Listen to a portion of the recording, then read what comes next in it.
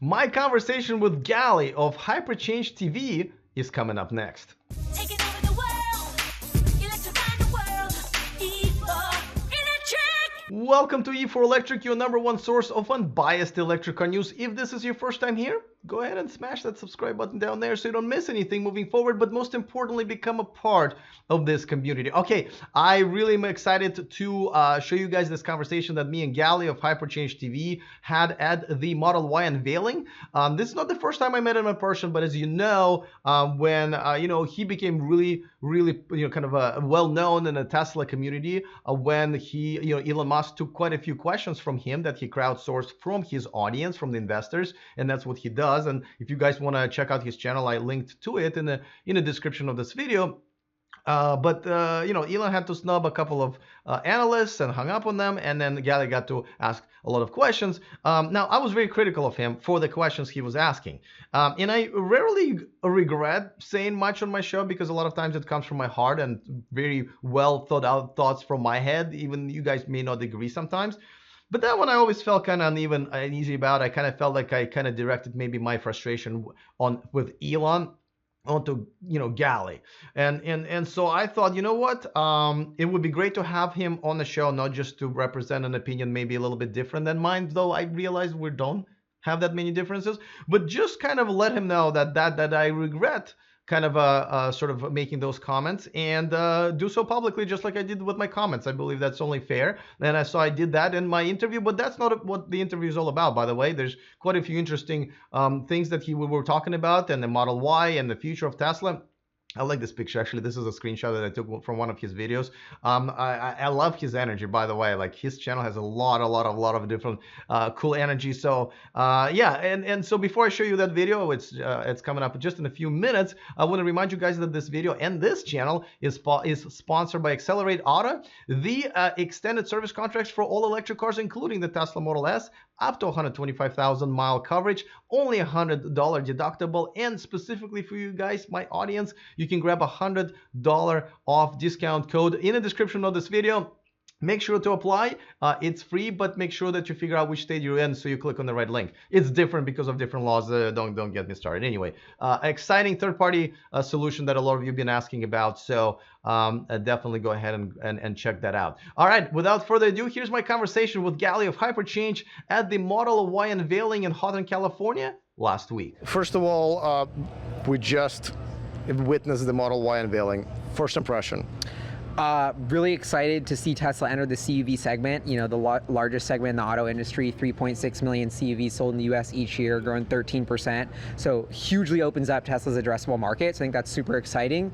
On the flip side, we kind of knew all the specs because Elon hinted them on Twitter, and we didn't get a one more thing. So maybe as a fanboy, I'm disappointed, but as like an analyst covering the company, I think this is an exciting step forward. I was gonna say, when he doesn't promise stuff, that actually kind of levels things into more like comfort zone for everybody. It's like they got it under control, no?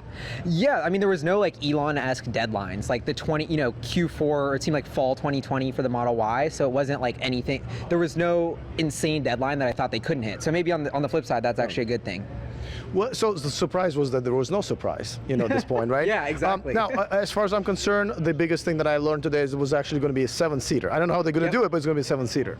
Yeah, that was also the biggest thing I learned as well, and I think that's just a microcosm of the EV space, the kind of like architecture in general, where you have a lot less parts, and so even though the car looks smaller than a normal SUV or CUV, the interior space is larger, and so that's why you're able to see the 7-seaters in such a small vehicle. So I think it's kind of cool to see them highlight how because it's an EV, it's an advantage for that. So let's talk about what's been happening in the last few months, because there's a lot, right? And I know you have both perspectives, right? From an owner and an enthusiasm of Tesla, but also from an investor, right? That's what your channel is all about. Yeah. Do you think there's some sort of an imbalance right now between what Tesla has to do for the investors, right? The price hikes and drops and all that stuff, and what Tesla has to do for customers?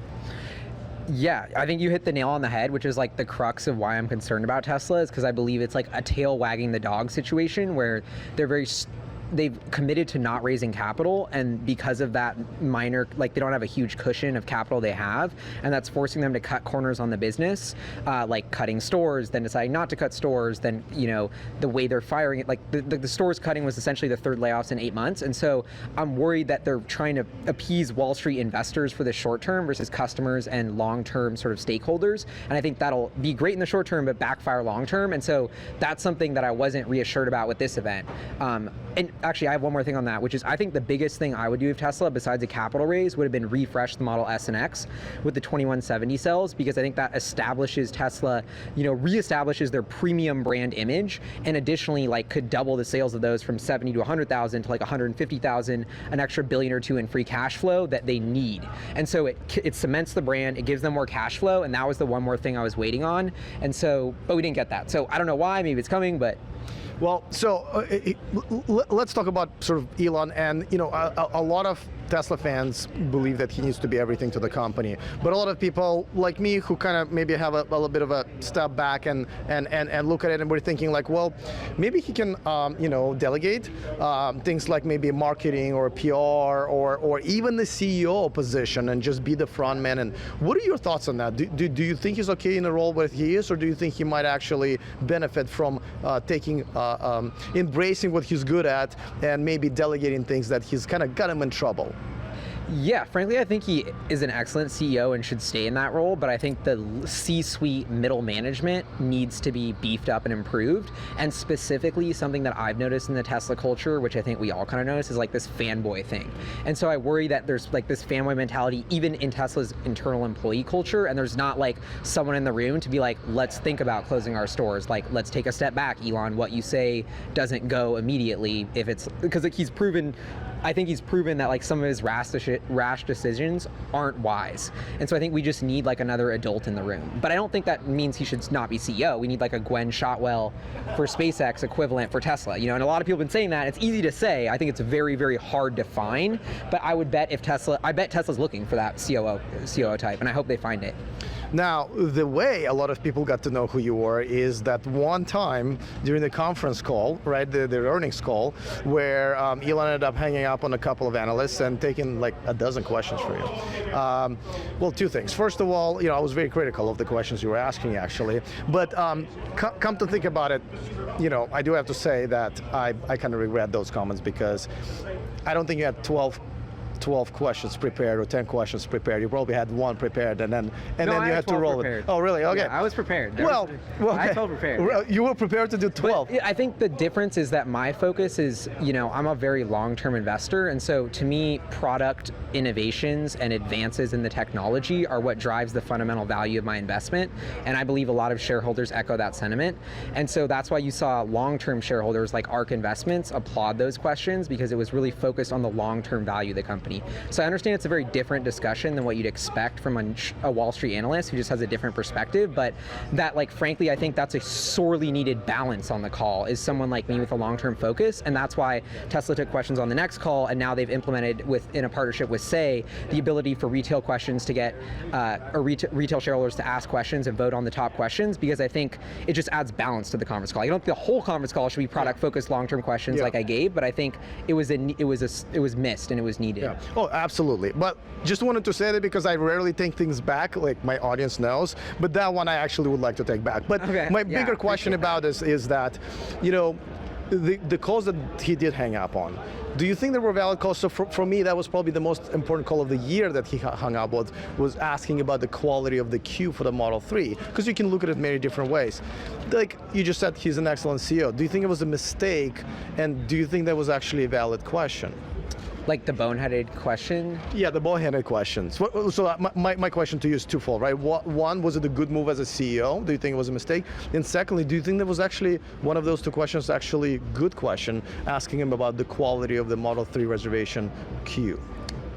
I mean, I'm on the record thinking analyst questions are very poor in quality and they're very short-term focused. They don't own the stock. They don't have shareholder interest in mind. They don't have management interest in mind. They don't have employees or customer interest in mind. So they're just bankers that are raising capital for the company. And so I think that's the fundamental disconnect. And those questions were just all in that mindset and frankly not relevant to the story already reiterated in the letter. And so it's like, if you really want to nitpick about financial details, like don't waste everybody's time with that because it's not important. And he's basically like calling out Tesla for guidance in their letter, if I remember correctly, and like questioning it. But it's like, if they already put it in their letter and they said they're going to do it, like believe it and run with it. I don't know.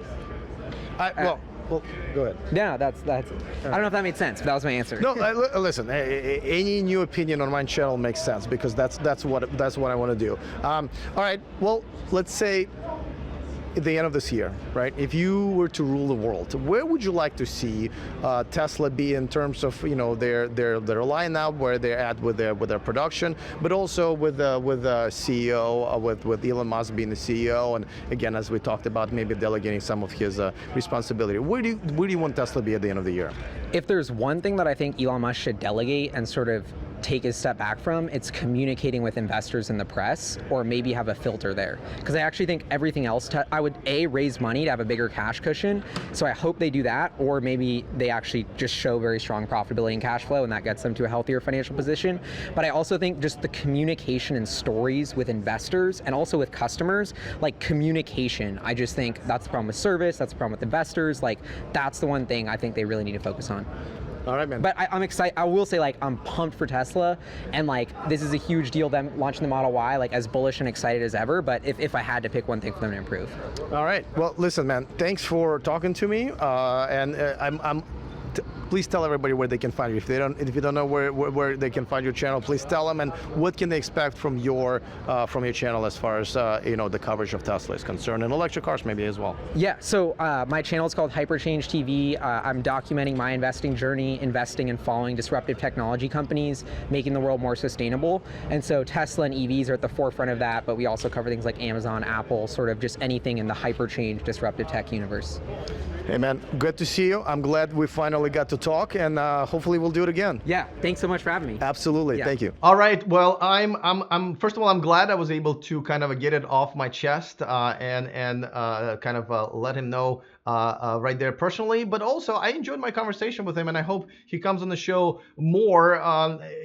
His enthusiasm is, again, maybe I don't always agree because he's more Tesla fan than I am, but his enthusiasm and also his angle, because a lot of his stuff on the channel is really more about investors, and just like he said in the video, right? His vision is not about like what's exciting right now. It's like what's exciting about down the road, and that's an interesting perspective that I think not everybody, but a lot of people are missing, and his channel is all about. I strongly suggest you subscribe to his channel. It's really cool. It's not just about Tesla, but a lot of it is. So there's a link in the description of this video, so please go there and check out his videos, and I'm hoping he's gonna come on the show over and over again because his perspective is definitely appreciated. All right, looking forward to your comments. Other than that, see you guys next time, and remember to stay charged.